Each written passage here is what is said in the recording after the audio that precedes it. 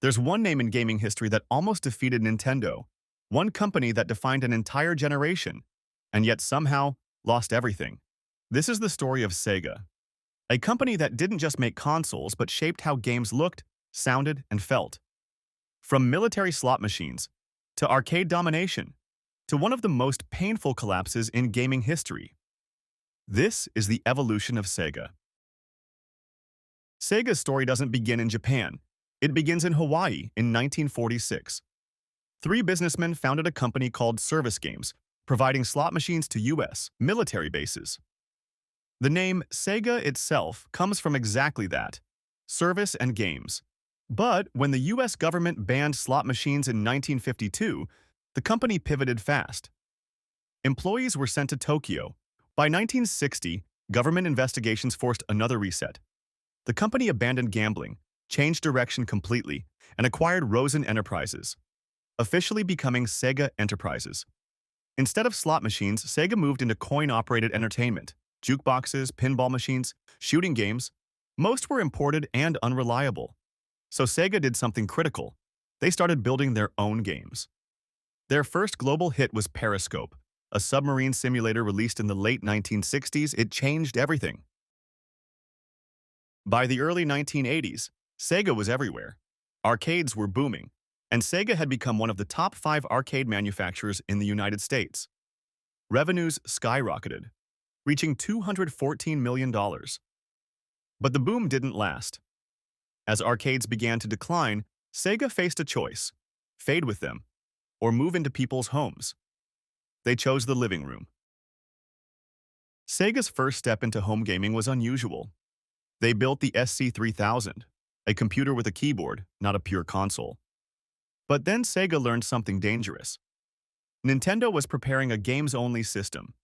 Sega immediately pivoted again, creating the SG-1000.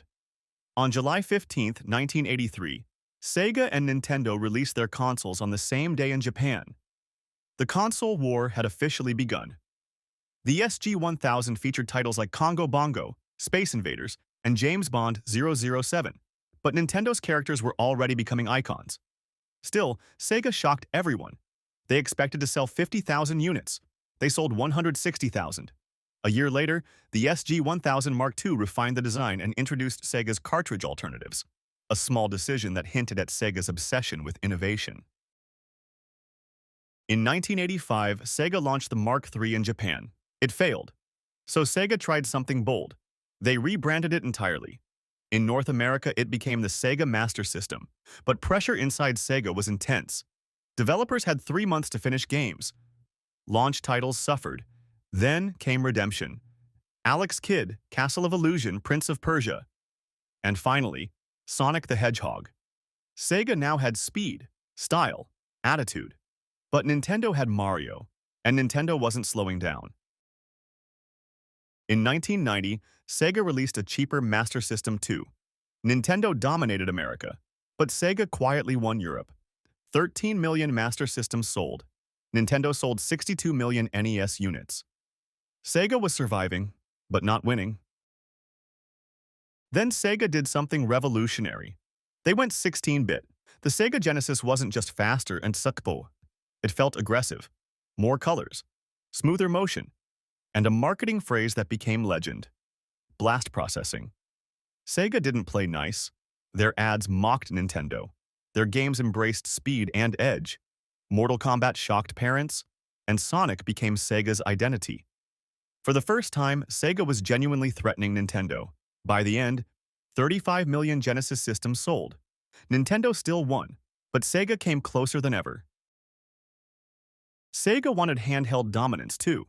The Game Gear had a color screen years ahead of Nintendo. But power came at a cost. 6 AA batteries. 4 hours of play. Nintendo's Game Boy lasted 30 hours. Parents chose endurance over power. Game Gear sold 10.6 million units. Game Boy sold 118 million. Sega pushed forward with the Sega CD.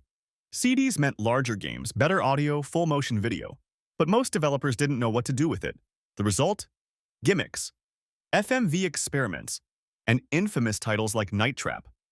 Ironically, Controversy helped create the ESRB, but sales didn't recover. Only 2.2 million units sold. Sega suddenly did the unthinkable. They made an educational console for toddlers. The Sega PICO taught reading, music, and problem-solving. It succeeded in Japan, failed everywhere else, but somehow still outsold the Sega CD. Next came the 32X, a peripheral, or a console. Even Sega couldn't decide. Consumers were confused. Developers stayed away. Only 800,000 units sold. Then Sega made its worst mistake. At E3, they announced the Saturn was available that same day. Retailers weren't warned. Walmart and Best Buy refused to carry it. Then Sony walked on stage. $299. Sega's Saturn cost $399. No Sonic flagship game followed. Sales collapsed. 9.3 million units sold. Sony sold over 100 million PlayStations. The Dreamcast was brilliant.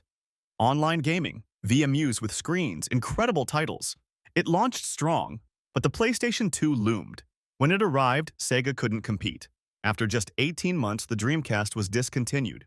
Sega lost $200 million in 1 year. In 2001, Sega did the unthinkable. They stopped making consoles. The rival of Nintendo became a partner. Today, Sega survives, not as a hardware giant, but as a legendary publisher. Sega didn't disappear because they were bad at making games. In fact, it was the opposite.